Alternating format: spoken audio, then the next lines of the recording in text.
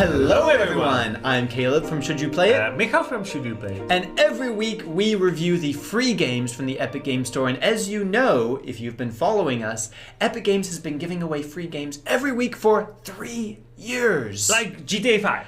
Yes, but also... Just Cause 4. Yes, but... Battlefront, Rage, and so many other things. Watch Dogs. Yes. Lots of AAA games. Yes. In fact, we made an entire list about all the AAA games. I think 27 so far. At least 27, depending on your definition.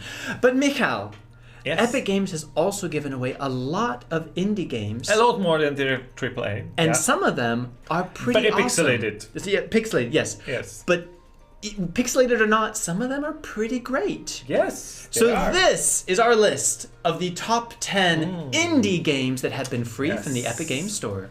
Past 3 years that Epic is giving away these free games every single week. Let's be honest. Some of the games aren't great, in our opinions, but some of them we realize once we play that they are lots of fun. So Yes. let's jump straight in. Okay. The first one that is on lots of lists of best indie games, best short games is Inside. It pulls you in right away. You are a boy in a strange environment trying to escape some strange creatures, and the story develops without any words, without any explanation, but it's very intriguing and very atmospheric and worth playing.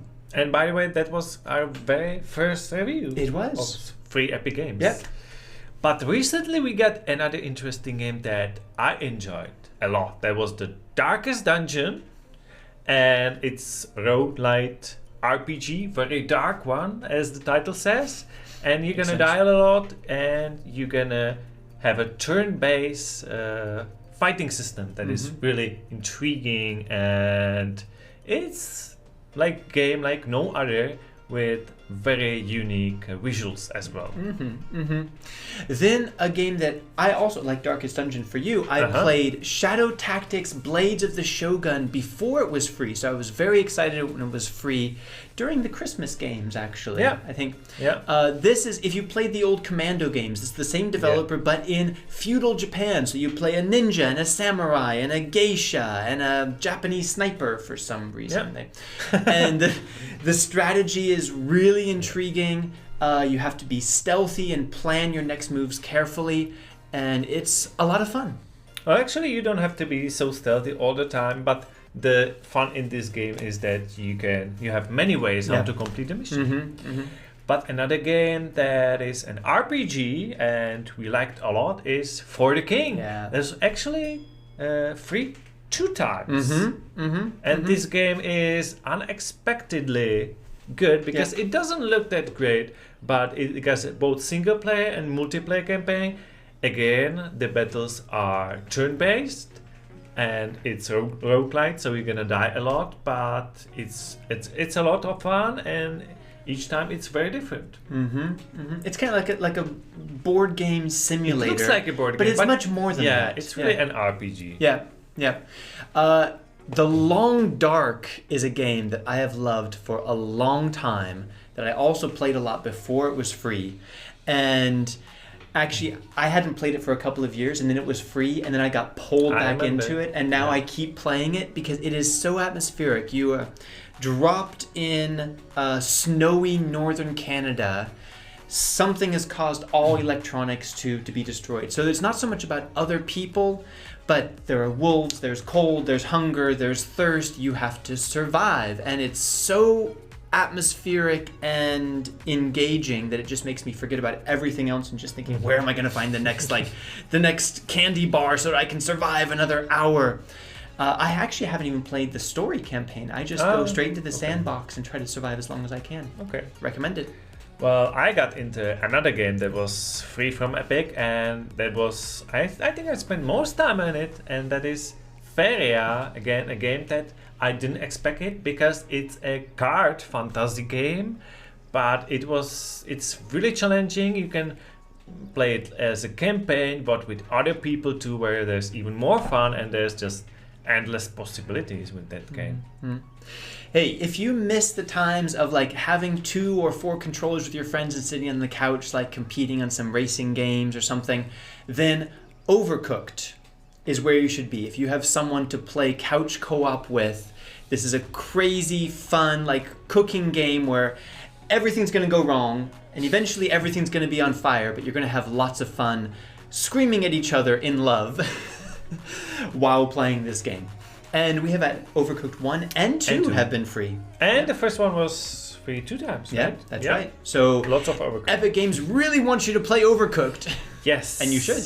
And maybe they want us to play Kingdom New Lands because they give it out 2 times for free too. But I would agree with it because that's a great game, even though it doesn't look like, because it's super pixelated. Yeah. It's 2-dimensional, but somehow it's still visually very appealing. And it's also a survival game. That you are this king that is trying with the money, is building his town and fighting like medieval fantasy creatures. It's very interesting game, and even though it's very simplistic, it got me hooked a lot. It's a very indie game. Me too, actually. I was very surprised, but I almost couldn't stop playing it. And there's another indie game that got you hooked even more. Yeah. Speaking of not being able to stop playing it, I'm still playing also an extremely pixelated game. I mean, that's why we have this channel, because you look at a game like Nuclear Throne. Like, this is basically list of hidden gems. Yeah. And Nuclear Throne really is one of those hidden gems. It's so pixelated, it looks so simplistic.